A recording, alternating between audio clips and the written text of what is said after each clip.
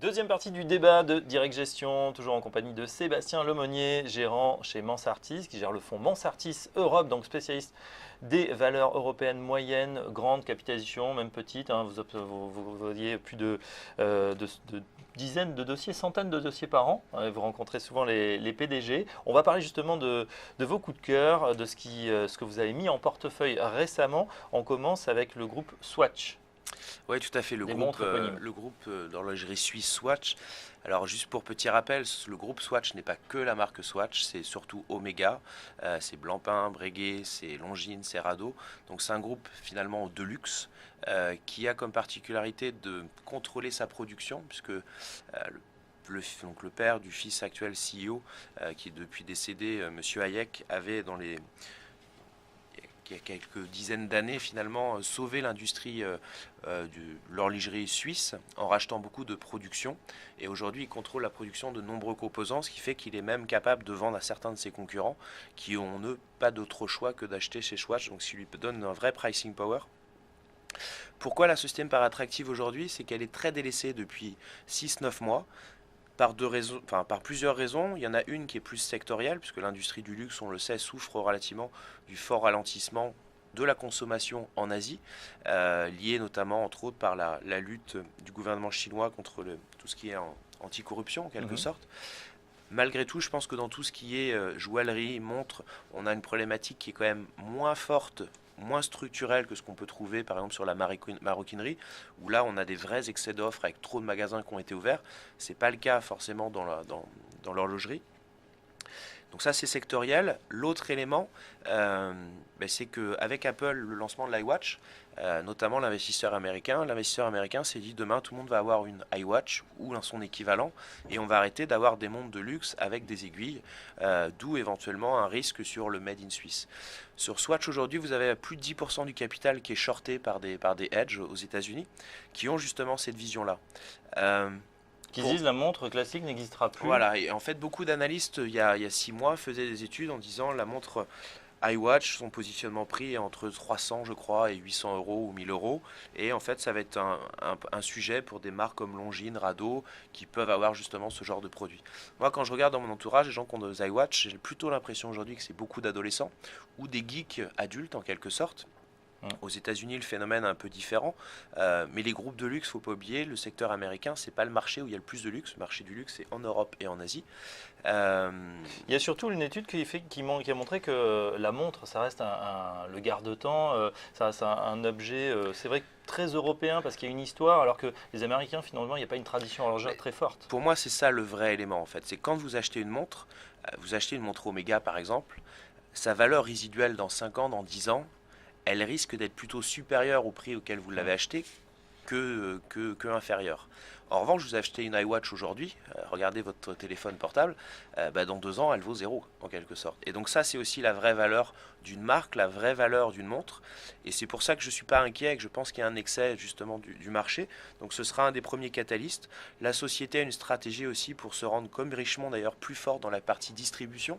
Donc ils investissent aujourd'hui, ça fait un peu peur au marché puisqu'ils investissent beaucoup de capitaux, mais la société est net cash, donc avec un bilan très fort sur son BFR justement pour financer l'ouverture de magasins. Mais si je retraite de ces ouvertures de magasins, le BFR n'a pas forcément dérapé, donc je suis aussi relativement prudent là-dessus. Donc j'ai tous les ingrédients qui font que sur un titre qui est totalement délaissé, parce que ça se paye à peu près avec 35% de prime par rapport à son histoire de 10 ans, ça se paye avec une prime assez importante sur le secteur, aussi parce que la famille Hayek, actionnaire principal de la société, aime pas trop communiquer, aime pas trop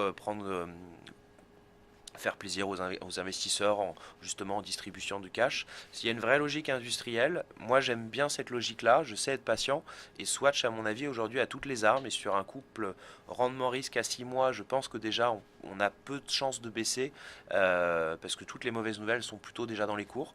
On peut avoir des premiers catalystes avec les premières iWatch qui vont être les nombres officiels, parce qu'on n'a toujours pas de nombre officiel d'Apple, ça va bientôt venir, d'ailleurs c'est peut-être pas si bon que ça finalement, et puis on aura aussi les chiffres titre du niveau Swatch et on va peut-être se rendre compte que les deux mondes arrivent à cohabiter. Et puis sur un horizon plus long, où je pense que le groupe a justement toutes les armes et peut-être que le cycle de croissance du luxe en Asie, le ralentissement qu'on voit aujourd'hui, il est juste temporaire, parce que la classe moyenne va sans doute commencer aussi à acheter des Longines, des Rado quand les gens vont se marier, Après, etc. on verra si les Chinois achètent plutôt de l'iWatch ou Swatch. Voilà, c'est ça. Mais Swatch ou peut-être qu'ils Rado, peuvent acheter les deux. Ils peuvent, ils ont sûrement, certains en tout cas, la capacité d'acheter les deux. Autre société, là, qui vous a peut-être un petit peu plus déçu, c'est Rio Tinto. Explication, rappel de ce que fait la société Rio Tinto. C'est simple, c'est des mines de minerais de fer. Donc ça, c'est une activité assez simple, du coup j'arrive à mieux comprendre, même si malgré tout c'est quand même exposé au prix du minerai de fer qui est lui-même dépendant de beaucoup d'aléas externes, ce que j'aime moins. Mais malgré tout, je me suis intéressé au titre. Alors oui, c'est une déception, c'est bien justement comme vous le disiez parfois de parler un peu des déceptions, mais c'est une déception qui n'a pas baissé. Donc déjà, j'ai pas perdu d'argent pour mes clients, ce qui est pour moi le premier critère. Quand je raisonne en termes dans l'upside, c'est-à-dire ça a pas. Voilà, quand moi je raisonne en termes de ces couple rendement-risque, donc j'essaye autant de possible de préserver le capital, et si j'arrive en plus à l'apprécier, c'est déjà une bonne chose.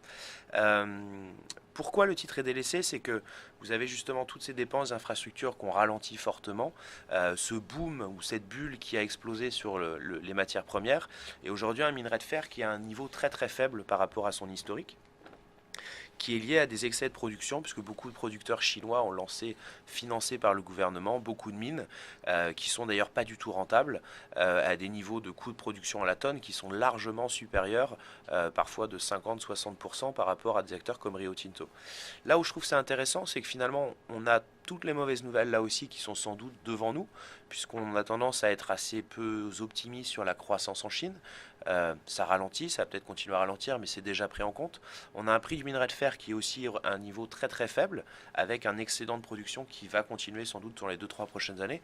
Sauf qu'on a un secteur où beaucoup d'acteurs, notamment cotés en bourse, sont aujourd'hui en train de se rationaliser, de devenir plus éduqués, arrêtent de croître à tout prix leur production, et se concentre sur l'optimisation des coûts, l'optimisation du BFR et finalement l'optimisation du cash.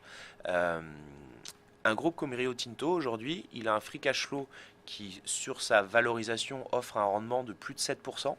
Il a, et c'est ça que je trouve aussi intéressant aujourd'hui, c'est quand on a eu depuis le début de l'année une quête de valeur de rendement, parce qu'on investissait sur les actions par défaut, à contrario d'être sur les obligations. Donc on achetait du Nestlé, on achetait les télécoms parce qu'il y avait du rendement. Aujourd'hui, après la hausse, on n'a plus tant de rendement que ça, parce qu'on a des rendements de 3-4%, c'est plus si exceptionnel que ça. Rio Tinto, aujourd'hui, vous avez dans un environnement totalement mauvais, on a malgré tout un rendement de 5,5%, alors que le bilan en plus est fort, et il y a encore des opportunités d'amélioration. Donc moi, c'est ça que je trouve intéressant, c'est qu'on a une valorisation qui est faible, avec des chiffres à l'intérieur qui sont faibles. Si demain il s'améliore un tout petit peu, on a un upside qui est assez phénoménal. Et sur Rio Tinto, vous avez la cerise sur le gâteau, on en parlait tout à l'heure. Il y a Glencore, un autre acteur qui a justement montré sa marque d'intérêt. Pour le moment, ça n'a pas avancé. Au niveau des fusions-acquisitions, mais là aussi, ça peut arriver, parce qu'un secteur qui se consolide, qui veut devenir justement plus rationnel, on peut avoir ce type d'opération, ce qui me protège en termes de valorisation en tant qu'investisseur. Et justement, une question, est-ce qu'il n'y a pas des effets de mode aussi sur ces secteurs, ces valeurs? C'est vrai que le super cycle des matières premières est terminé, la Chine est moins consommatrice aujourd'hui, donc toutes ces sociétés en fait ont baissé, on l'a vu sur l'ensemble des minerais, des sociétés minières. Là aussi, il suffit peut-être d'une reprise un petit peu de la croissance mondiale pour que là il y ait un upside, c'est-à-dire un potentiel de hausse assez considérable sur ces sociétés. Je suis tout à fait d'accord, c'est vrai que moi je n'aime pas investir quand il y a des effets de mode à la hausse sur une valeur. J'aurais jamais eu du Rio Tinto en 2007 justement, quand c'est comme sur le pétrole, hein, quand tout le monde vous disait on va arriver à tel niveau, etc. C'est comme la bulle des valeurs télécom en 2000. Moi, quand tout le monde est d'accord sur quelque chose, j'ai plutôt tendance à m'en méfier, et j'essaye plutôt d'essayer de comprendre s'il ne vaut pas mieux penser l'inverse. En effet, Rio Tinto, c'est aujourd'hui dans un secteur qui est le plus détesté de tous les investisseurs, que ce soit en Asie, en Europe et aux États-Unis. Mais j'aime bien parce que du coup, comme c'est détesté, il n'y a plus grand monde qui a envie de vendre. Vous êtes le seul à vous y intéresser? Non, heureusement non. Monsartis, on est quand même tout petit à côté de Rio Tinto. Mais donc voilà, en tout cas, ça me rassure parce que j'ai plus de probabilité, c'est toujours ça, j'ai plus de probabilité d'avoir des bonnes nouvelles que des mauvaises nouvelles. Et en termes de couple rendement-risque, je pense que ça peut être intéressant pour mes clients. On regarde les principales positions du fonds que vous gérez: Morgan Advanced Materials, Vicat, Royal Dutch, Volkswagen, Michelin. Deuxième principale position, Vicat. Intéressant. Rappelez-nous ce que fait Vicat et pourquoi vous conservez votre optimisme sur la valeur. Alors Vicat, groupe français cimentier, qui a fait aussi un peu sa transformation. Alors là, en termes d'exposition géographique, Vicat, il y a quelques années, c'était un groupe qui était exposé à peu près à 65-70% de son chiffre d'affaires sur des pays matures, notamment la France, la Suisse. Malgré tout, mature sur des marchés comme le ciment, c'est pas forcément une mauvaise chose, puisque vous ne pouvez ne pas avoir beaucoup de volume, mais quand vous regardez le marché français, c'est la particularité justement sur Vicat ou c'est Lafarge, mais qui peut aussi faire des activités en France. Le ciment est un produit qui ne voyage pas à plus de 200 km. Donc à partir de là, vous avez une concurrence qui peut être assez limitée selon où vous êtes positionné. Donc ce qui est le cas de Vicat. Et puis Vicat, qui est pour moi le meilleur management dans son industrie. Alors peut-être que le futur avec la fusion Lafarge-Holcim, ce que dit Heidelberg Cement, et je pense qu'on a tendance à y croire, en tout cas chez Mansartis, qu'on a investi sur ces différents titres, qu'on va retrouver une discipline en termes d'allocation du capital. Mais historiquement, Vicat était le seul acteur discipliné, rationnel, à ne pas investir en haut de cycle quand on arrive à faire des prévisions justement un peu surréalistes, et à investir quand tout va mal. C'est ce qu'ils ont fait notamment avec beaucoup d'investissements sur leur outil de production qui a fortement grimpé en fait ces dernières années. Je crois que ça a plus que doublé. Et ils ont aujourd'hui à peu près 2/3 de leur outil de production qui est dans les pays émergents. Donc demain, ça va devenir un acteur avec plus de croissance. L'intérêt aussi de la société, c'est que vous avez tous les investissements qui sont derrière. Donc aujourd'hui, ce cycle d'investissement est passé. Et maintenant, c'est la montée, le levier opérationnel qui est devant nous. D'où une forte amélioration du rendement du free cash flow, des flux de trésorerie libre. C'est une activité, le ciment, où on a quand même des niveaux de rentabilité qui sont assez forts. Parce que justement, si vous êtes bien positionné et avec peu de concurrence autour de vous, vous avez une sorte de pricing power. Et puis, il suffit que vous ayez un peu de volume, un peu de prix, une structure de coût fixe. Donc, le levier opérationnel, l'amélioration de la marge, là, peut aussi être assez forte. Donc moi, je suis très très à l'aise sur ce secteur en général, et particulièrement sur Vicat, compte tenu de son évolution, son positionnement et surtout la discipline de ses managements. Une bonne visibilité donc des dossiers sur lesquels on peut aller. C'est vrai que les matières premières vous aimez bien, donc ou le ciment, Vicat, Rio Tinto, Lafarge également qui est dans votre portefeuille avec la fusion. Bon, maintenant ça semble fait. C'est vrai que c'est pas évident, c'est macro-fusion. 1 plus 1 ne fait pas toujours 3.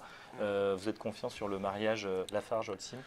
Je vais le monitorer, puisqu'en effet, comme vous le dites, des grosses entités comme ça peut être compliqué. Mais j'ai tendance à croire que ça va fonctionner, puisque déjà c'est mené par des actionnaires qui sont quand même d'assez bonne qualité. Quand on connaît Albert Frère, je pense que c'est un nom qui parle quand même en France, donc ça c'est plutôt quelque chose d'assez positif. C'est des business qui sont aussi assez locaux, donc peut-être que les dimensions d'ego, je sais qu'à un moment donné c'était comparé à Publicis Omnicom. Là, c'est quand même une dimension qui est bien différente, où l'ego, en effet, des dirigeants est quand même beaucoup plus forte que quelqu'un qui est juste au jour le jour à côté de sa cimenterie. C'est pas du tout la même chose. Donc j'ai tendance à y croire. Je pense qu'il y a des vraies opportunités, surtout au niveau de Lafarge, à la fois opérationnelle, au niveau de sa structure de dette aussi. Je pense qu'on aura une forte amélioration des frais financiers, au niveau de son taux d'imposition. Donc je suis plutôt confiant. Mais c'est clairement quelque chose que je vais suivre aussi. Et puis en parlant avec avec Vicat, avec Heidelberg Cement, ça me permet aussi d'avoir des informations. C'est pour ça que je vois beaucoup de sociétés. C'est pour croiser toutes ces infos-là et savoir qui dit vraiment la vérité. Et ça, c'est important. On fait conscience et puis de toute façon, on aura l'occasion, Sébastien Lemonnier, d'en reparler sur ce plateau. On verra si la fusion fonctionne bien. Merci en tout cas de nous avoir accompagnés durant cette demi-heure de débat. Vous gérez donc le fonds Mansartis Europe. Cette édition de Direct Gestion est terminée. On se retrouve demain à 9h20. Tout de suite, place aux investisseurs, direct investisseurs dans une minute avec Lucie Morlot.